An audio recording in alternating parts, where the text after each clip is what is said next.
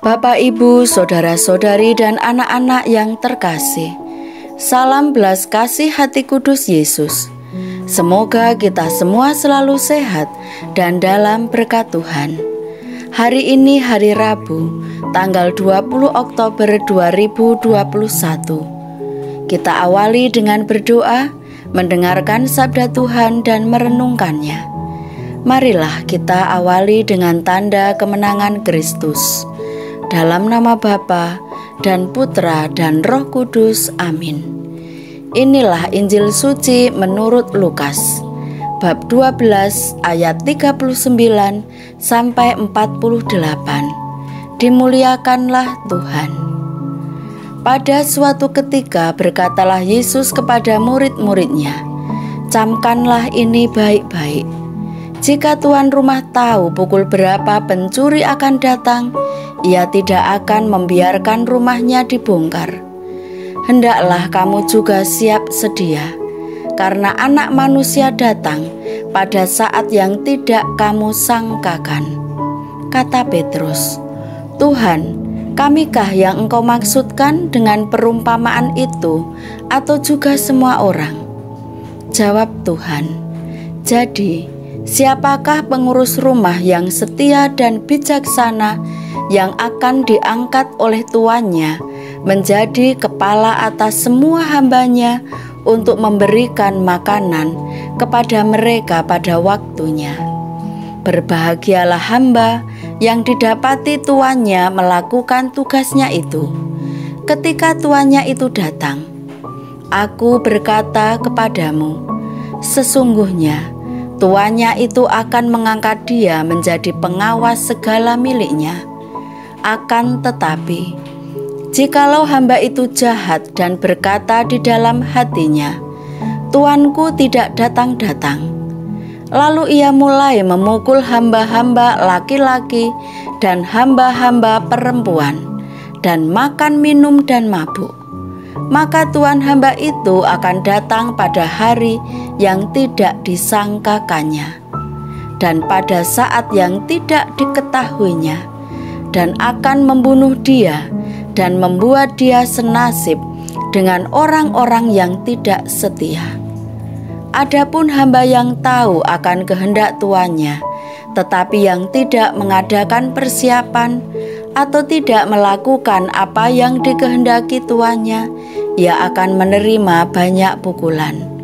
Tetapi barang siapa tidak tahu akan kehendak tuannya dan melakukan apa yang harus mendatangkan pukulan, ia akan menerima sedikit pukulan.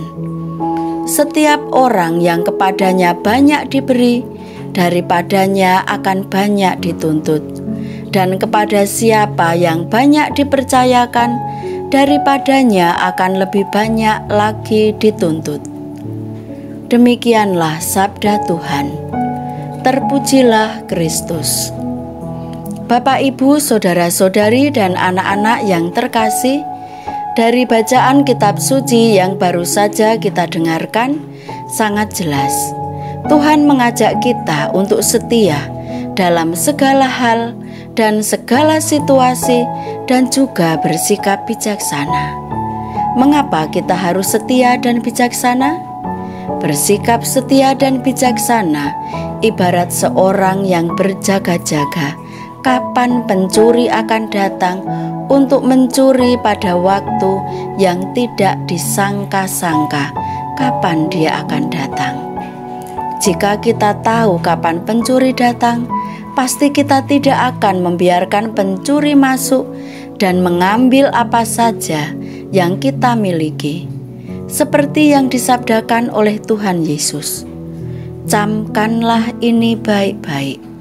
Jika tuan rumah tahu pukul berapa pencuri akan datang, ia tidak akan membiarkan rumahnya dibongkar. Hendaklah kamu juga siap sedia, karena Anak Manusia datang pada saat yang tidak kamu sangkakan." Tentang kedatangan Tuhan bagi umatnya dengan satu sikap yang tepat, yaitu bahwa kedatangan itu telah dekat dan dapat terjadi kapanpun juga. Setiap orang yang percaya akan kedatangan Sang Juru Selamat diminta untuk siaga secara rohani setiap saat dan menantikan kedatangan Tuhan. Kedatangan Tuhan tidak hanya pada akhir zaman, namun setiap saat. Menjadi murid yang baik berarti menjadi murid yang setia dan bijaksana. Yesus sangat menghargai para murid-Nya yang setia dan bijaksana, yang mempersiapkan segala sesuatu dengan bersikap peka dan peduli, serta melakukan kebaikan yang didasari kasih yang tulus, seperti kepedulian dan kasih Tuhan kepada kita, tanpa menghakimi dan tanpa membeda-bedakan. Bapak, Ibu, saudara-saudari, dan anak-anak yang terkasih, tindakan peduli, kasih yang murah hati kepada sesama masih sangat dibutuhkan sampai saat ini. Sikap yang bijaksana mengandaikan kita selalu terbuka pada bimbingan Roh Kudus, agar kita dimampukan melihat keprihatinan di sekitar kita dan bertindak meski dalam hal sederhana. Terlebih bagi saudara-saudari kita yang sakit, yang menderita, yang lansia, bagi anak-anak dan remaja yang mungkin saat ini mereka sudah lelah, dan mereka yang kurang mampu menyalahgunakan waktu, kesempatan dan fasilitas dengan menyibukkan diri dengan gadgetnya untuk hal-hal yang tidak bermanfaat. Dan masih banyak keprihatinan lain, terlebih mereka yang berdampak karena virus corona. Hendaknya kita keluar dari zona nyaman keegoisan dan kesenangan sesaat, serta mengarahkan hati kepada Tuhan dan sesama. Marilah kita berdoa. Tuhan, anugerahkanlah Roh Kudus-Mu dalam seluruh hidup kami. Mampukan kami untuk selalu setia, bijaksana, dan peduli pada sesama dengan kasih yang murah hati, seperti Engkau telah mengasihi kami, agar kami layak menyongsong Engkau dalam kemuliaan, kini dan sepanjang masa. Amin. Dalam nama Bapa dan Putra dan Roh Kudus. Amin.